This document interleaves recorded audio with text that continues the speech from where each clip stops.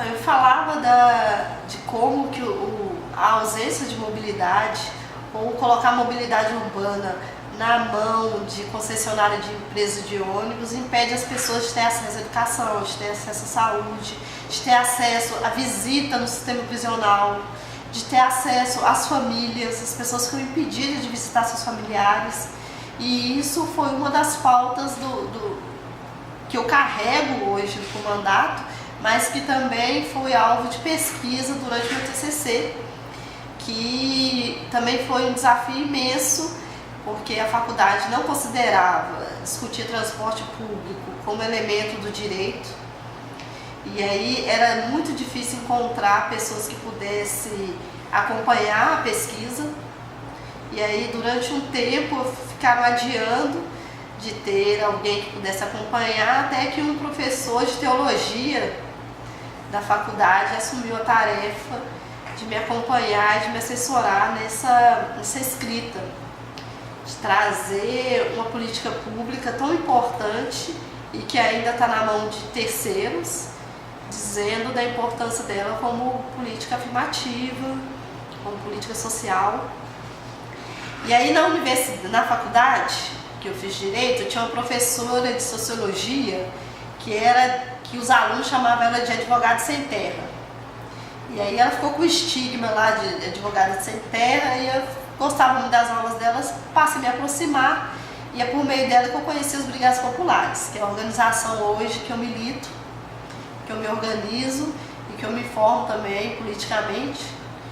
E comecei a acompanhar de fato o conflito fundiário a partir dessa organização das pessoas no centro urbano, da dificuldade das pessoas hoje de ter acesso à moradia, dessa não ser uma política prioritária, porque inclusive esbarra no poder que é o poder sobre a terra, sobre o território, e passei também a entender um pouco melhor como que se dava a política de encarceramento e o sistema prisional, considerando que as pessoas procuravam muito a universidade, inclusive as Brigadas Populares, dentro das ocupações, muita gente, muitas mulheres, né, que estavam ali lutando pelo direito à moradia, tinham os filhos encarcerados, tinha um marido encarcerado, tinha um companheiro, tinha alguém da família no cárcere.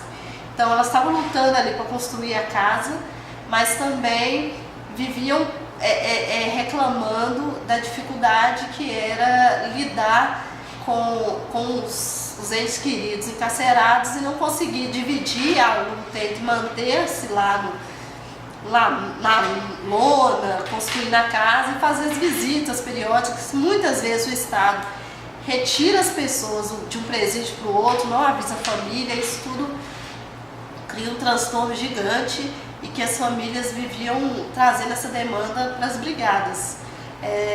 Nessa perspectiva que a gente começou a discutir abolicionismo penal, entendendo que o sistema ele é falho nos seus objetivos, né, que é ressocializar, recuperar, mas que na verdade ele atende o interesse do capital, que hoje virou um mercado, um encarceramento, e que há uma seletividade. E aí eu comecei a acompanhar as famílias, reunindo principalmente com as famílias. A dificuldade de reunir com os presos é muito grande, e a gente inclusive acordou entre a gente que a gente não chamaria de preso, mas sim pessoas privadas de liberdade. É uma imposição do Estado, não é uma escolha de vida das pessoas. E com essas famílias a gente encontrou muitas e muitas mulheres que sustentam os lares, que sustentam a casa e ainda conseguem dar uma atenção mínima para o companheiro que está encarcerado. Muitos estão presos há mais de 30 anos, muita gente esquecida, processo que desaparece. E aí a gente passou a fazer debates em espaço público, inclusive envolver o Ministério Público, Defensoria, no sentido de ajudar essas famílias.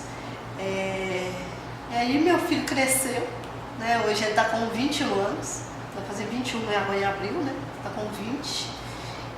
Infelizmente eu ainda sou a única de 3 gerações que tem curso superior. Mesmo meu filho ainda não conseguiu, tirar nota suficiente para entrar na Universidade Federal. Mesmo com o sistema de cotas, há muita fraude e muita dificuldade ainda de ter mais vagas, né? Dentro da universidade pública. E eu considero que eu venci várias etapas da vida. Primeiro, agora como deputada estadual, sou uma das primeiras mulheres que nessa legislatura vieram 3 mulheres negras. Boa parte delas vieram de movimento social, de luta do campo, são mulheres guerreiras.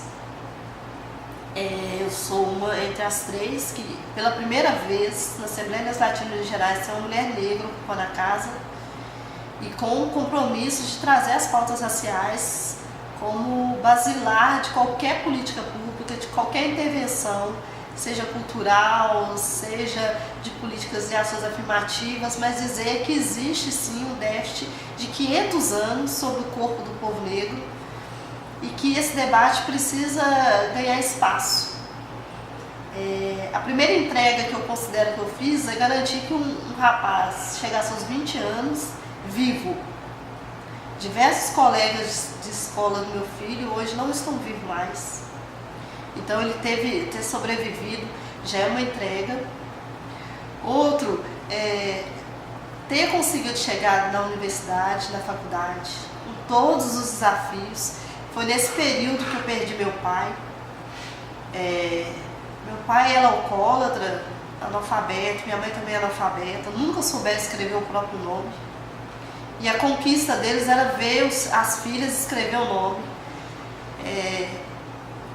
Ele morreu, tiveram vários AVCs, né, acidente vascular cerebral, bebia muito, fumava muito.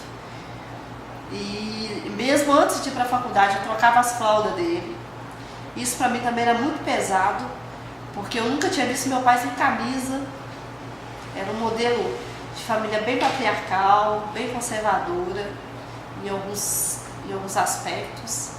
E aí depois que ele adoeceu, eu precisei de trocar fralda, isso tudo no período que eu estava fazendo faculdade, né? E aí veio a separação também.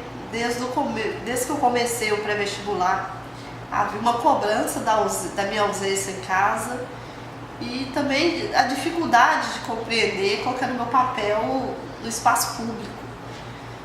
E entre diversas brigas, um momento eu disse que não dava mais. Quando eu pedi 25 centavos para complementar a passagem para ir para o cursinho, ele falou que ia me emprestar os 25 centavos. E o compromisso que era eu que tinha assumido isso, não era ele. Então, para mim, tomar algumas decisões que, inclusive, tiveram muito impacto na Igreja Católica, depois que eu divorciei, a Igreja afastou.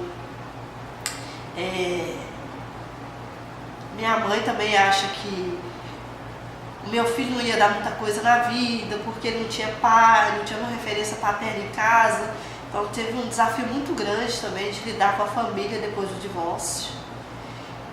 E outros problemas sociais, né? Assim, mesmo o assédio dos vizinhos, os abusos, né? Eu moro numa casa muito simples, uma casa aberta, que não tem cerca. Eu optei por viver assim. Hoje eu já podia ter muro, e aí estou resistindo. Eu sei que não vai dar mais, mas eu estou resistindo a não ter muros, porque eu não acredito em segurança atrás de cerca, muro, arame farpado, cerca elétrica, eu não acredito nisso. Mas nós vencemos agora com as eleições de 2018, quando a gente começou uma campanha muito simples mesmo. Fizemos financiamento coletivo das multas. As 12 candidatas fez uma vaquinha online. Através dessa vaquinha online eu consegui arrecadar R$8.000. E as candidatas que tiveram uma arrecadação maior distribuiu com aquelas que tinham menos condições. E aí eu gastei no final da campanha R$20.000. Desses R$20.000 eu consegui 17.800 votos. Fui votada em 530 cidades aqui em Minas Gerais. Aqui em Minas Gerais tem 853 municípios, fui votada em 530. Recebi muita gente agradecendo por eu ter vencido as eleições, falando da minha própria trajetória de vida, de superação. E eu sempre trago isso, dizer assim que a vitória não foi isolada, não é uma vitória coletiva. Não coletiva só porque eu construí com as muitas, que também é um outro processo de coletividade, que garantiu que a gente tivesse uma equipe de comunicação voluntária, uma equipe de panfletagem voluntária, e que a gente pôde fazer arrecadações que pudesse compartilhar e que todo mundo pudesse ter acesso minimamente a uma quantia mínima para fazer material, mas também que a conquista das mulheres negras é uma conquista do movimento negro que não começou hoje. Desde os anos 80, o movimento negro, com a frente negra, com o teatro e com outras frentes de atuação, ela vem se preparando para ocupar esse lugar de poder. Nós estamos falando de um retardo de 500 anos, e isso está sendo superado hoje com a conquista dessas mulheres negras que, com esse esforço social, fez nos reconhecer como pessoas de legitimidade para estar nesse lugar. Então, é uma conquista coletiva que não vem de hoje. Eu acredito na ancestralidade, toda a minha sabedoria não é só minha. Vem a experiência da minha mãe, vem a experiência da minha avó, experiências coletivas, familiares. Eu não acredito também em atuações individuais. Então, assim, toda a conquista foi coletiva, o pré-vestibular foi coletivo, conseguir superar o divórcio foi coletivo, ocupar a faculdade foi de forma coletiva. Tinha outras mulheres lá, inclusive do sistema prisional, estudando com a gente. A faculdade também promoveu bolsa para mulheres que estavam privadas de liberdade. Então, assim, toda essa construção comunitária e coletiva que permitiu que a gente chegasse até aqui. Nosso espaço vem de longe, estamos aqui protegidos com as espadas de São Jorge, com os santos, com Nossa Senhora Aparecida, mas também com muita gente de luta que está aqui acreditando que o projeto é maior. Nós estamos abrindo portas e a gente não vai retroagir. Então, as primeiras mulheres entraram agora e nos próximos anos a gente tem meta de duplicar isso, de mudar de fato o sistema que funciona aqui, que é um sistema excludente, que impede a gente de ter condições de falar em público, que o tempo todo tenta nos silenciar, que existem regras que criam rituais que são mais impeditivos do que facilita a vida da gente. É extremamente caro viver nesse ambiente, é caro para comer, é caro para circular. Então, assim, o poder que emana do povo nem sempre é expressado com as pessoas que estão presentes nessa casa.